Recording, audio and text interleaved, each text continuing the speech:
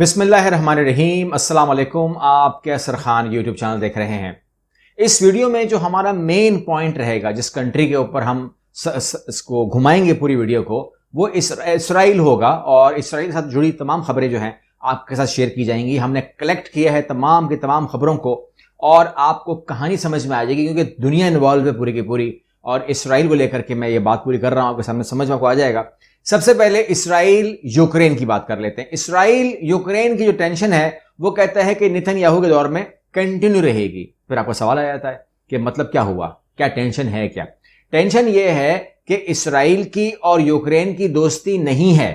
ایک بات نوٹ کر لیجئے گا، اسرائیل اور یوکرین آپس میں دشمن تو نہیں کہنا چاہیے، مگر دوست نہیں ہے۔ اور اس کی ایک مثال کو میں انفارم کر دوں کہ جب فلسطین پر ووٹنگ ہوتی تھی، جب یہ نارملائزیشن تھی، یعنی کہ یہ جو ایکٹر ہے یہ نارمل تھا، کوئی حملہ نہیں ہوا تھا رشیا کا، تو یوکرین نے ہمیشہ فلسطین کے حق میں ووٹ دیا اور اسرائیل کے خلاف ووٹ دیا۔ تو وہ بات دماغ میں بٹھا لی نیتن یاہو نے۔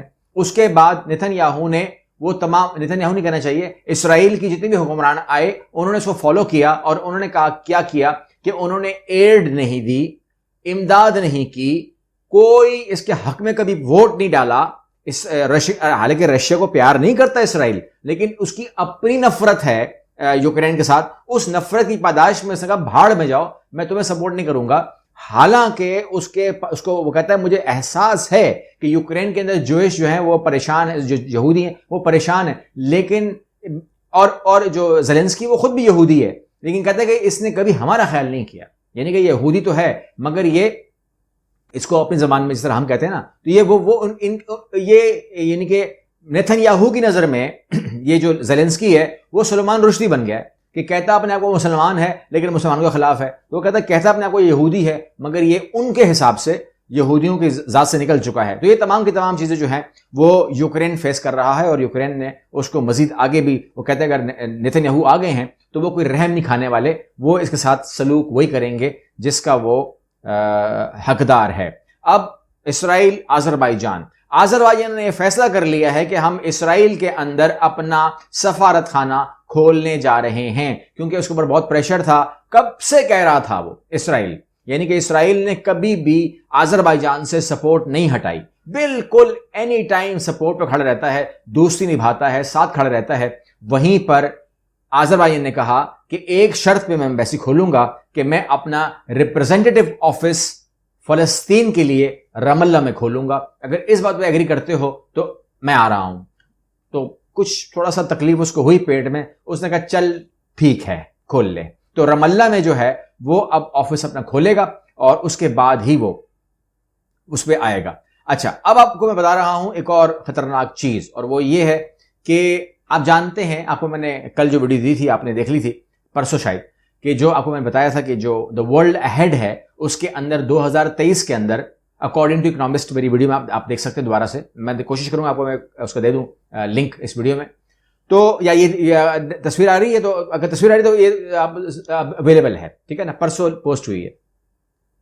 جو گریس ہے، جس کو آپ یونان کہتے ہیں، گریس کا اور ترکی کا کچھ نہ کچھ پھڈا بڈا جو ہے نظر آ رہا ہے 2023 کے اندر، ٹھیک ہے۔ اور اگر آپ کو یہ پتا ہو کہ میں دشمن ہوں، تو دشمن کا دوست دشمن، دوست کا دوست دوست والی بات آپ کو فارمولا پتا ہے۔ اب یہاں پہ کیا کیا اسرائیل نے، ڈبل گیم کھیلی، اور اس نے کیا کیا کہ دوستی بڑھائی، پنگیں بڑھائیں، کس کے ساتھ؟ ترکی کے ساتھ۔ تم ہمارے دوست، تم ہمارے بھائی، تم ہمارے تمام چیزیں، لیکن اس کی وجہ میں آ کر کوئی بات نہیں مانی۔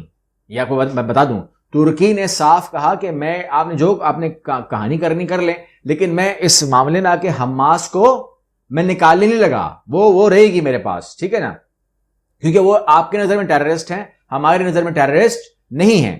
تو یہاں پر ہو سکتا ہے وہ بات ہو کہ ٹھیک ہے، پھر ہو سکتا ہے یہ ریزن بنتا ہے کہ اگر تم نہیں نکالتے تو میں تمہارے دشمن کا دوست بن جاتا ہوں۔ اور وہاں اس نے یہ کیا کہ اس نے گریس کے ساتھ ڈیفنس ٹاک کرنا شروع کر دی ہے، یعنی کہ فوجی تعاون کرنے کی بات کر لی ہے، ڈیفنس تعاون کی بات کر لی ہے۔ اور اگر آپ گریس کے ساتھ فوجی تعاون کی بات کریں گے تو وہ کس کے خلاف ہوگا؟ گریس کا ایک ہی دشمن ہے، گریس کا دوسرا دشمن ہے ہی نہیں، اور گریس کو کوئی اور مار سکتا بھی نہیں ہے سوائے ترکی کے، کیونکہ وہ نیٹو ہے۔ تو آپ ہاتھ لگائیں گے گریس کو تو پورا نیٹو گلے پڑ جائے گا امریکہ سمیت، تو اس لیے کوئی اس کو مارے گا تو نہیں. تو اگر آپ ڈیفینس ٹاک کرتے ہو ود گریس، اٹس مین کہ آپ اس کو یہ کہہ رہے ہو کہ ترکی کو مار. اچھا، ترکی نے یہ دیکھا کہ ارے بھائی صاحب یہ کیا کر رہا ہے، یہ ڈیفینس تعاون کی بات کر رہا ہے، یعنی کہ اس کو اکوپڈ کر رہا ہے، اس کو اسلحہ دے گا، ڈرون دے گا، یا کچھ بھی آپ کہہ لیجئے نام دے گا. تو میں بات کرتا ہوں اس سے، ترکی اسرائیل سے، کہ اس کا مطلب کیا ہے.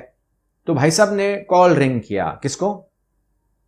اردوغان نے کال کی نتنیاہو کو کہ بھائی صاحب مبارک ہو، آپ سنائیں پھر سے جیت گئے. اس نے کہا میں جیت گیا.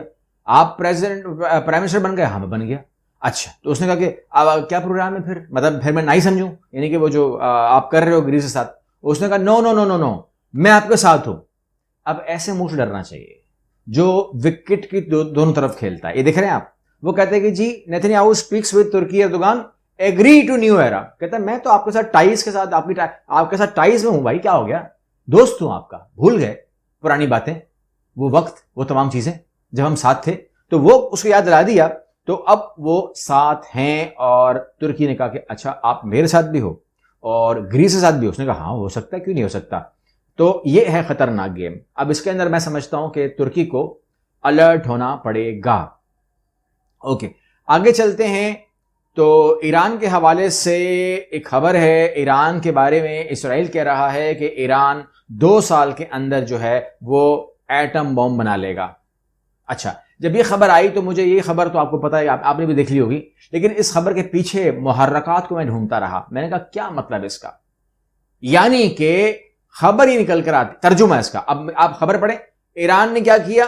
اسرائیل سوچتا ہے کہ ایران 2 سال میں ایٹم بم کے قابل ہو جائے گا، بنا لے گا، کیونکہ وہ اس نے کہا، IAEA نے کہا کہ جتنا بھی وہ کر رہا ہے نا، کام کر رہا ہے، ہمیں سمجھ میں نہیں آ رہا، نظر نہیں آ رہا ہمارے کو، ہمیں کوئی سمجھ میں نہیں آ رہی ہے، وہ کیا جا رہا ہے.